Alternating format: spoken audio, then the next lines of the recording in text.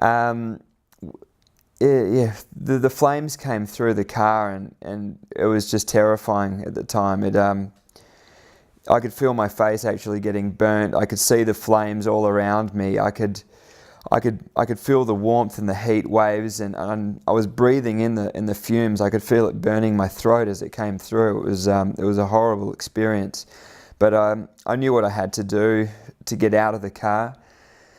We have a cool suit, we have a helmet, fan, radio and water that's all plugged into the car, not to mention the seat belt. And I pretty much just grabbed the seat belt as early as I could, tried to grab the net that's there for safety. I missed it the first time, and I got the door handle pretty quick. I didn't even bother undoing all the other auxiliary things. I just bailed out of the car as quickly as I could. I ripped the sockets out of the cool suit. The helmet fan ripped off. The radio and the water just pulled straight out. So typically, at Bathurst or Phillip Island, the endurance rounds, you're very methodical with how you do it. On the cool down lap, you plug them out nice and neatly. But in this situation, I just didn't have time. I took one deep breath towards the end there because I knew the oxygen inside the car was depleting, and I could feel my eyes burning, my eyebrows, my face, and I just jumped out of the car and I ran as quickly as I could. And Sam, my number one mechanic, was there waiting for me when I got out, which I was so thankful for. He forced me onto the ground to do the standard fire procedure. I did a bit of a barrel roll and got rid of the flames that were on me, and then from then on it was just I guess that was the hard part of it. Look, I rolled up on the grid, and a typical warm-up lap as you do every warm-up lap, and the pit crew got on the radio to me and told me the green flag was out. That's generally my signal to grab first gear. So I grabbed first gear, clutch in. We've got a line locker for to load the clutch up on the brakes. So I was on the brake and started finding the biting point on the clutch, and the 5-second board came out, red light came on, and it just seemed like a lifetime that it was on.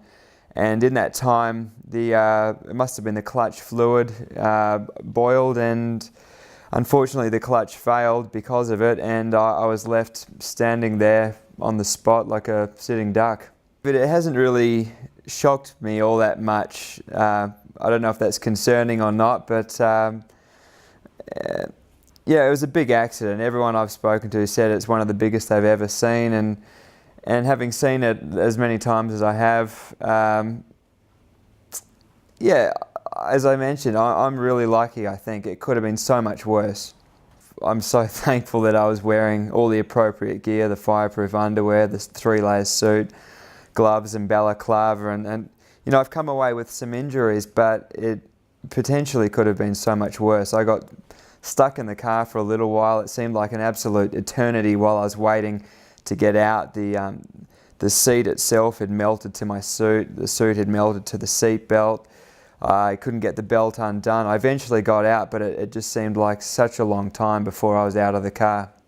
I'm pretty confident I'll be racing at Winton. It's 3 weeks away, thankfully, and not 2 weeks, which has been typical. Had it happened at Clipsal, it definitely would have made the Grand Prix the following weekend. So I'm seeing a specialist in the morning, Dr. Fiona Wood. She's a renowned burns specialist in the world. She should be able to give me some guidance, but thankfully the medical crew at the track were able to get onto it very quickly. They work so efficiently out there, and with burns I think it's particularly important to get onto the injuries as quick as possible.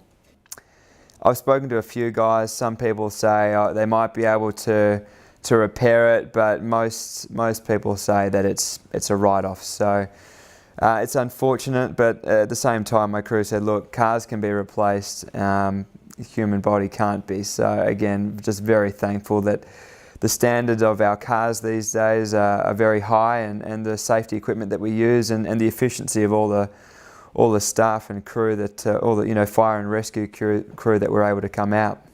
It's always a shock when you have a big accident, and it's been a very long time since I've had one. Probably the last major accident I had was in 2003, actually here at Barbagallo. I ended up at the same hospital. I had some severe lacerations on my legs, and I broke my back as well. But my mentality, and as competitive as I am, if anything, it gave me more motivation to get back on the horse, so to speak. So this situation's no different. It is a shock at first. I'll have a bit of time to recover, but I'm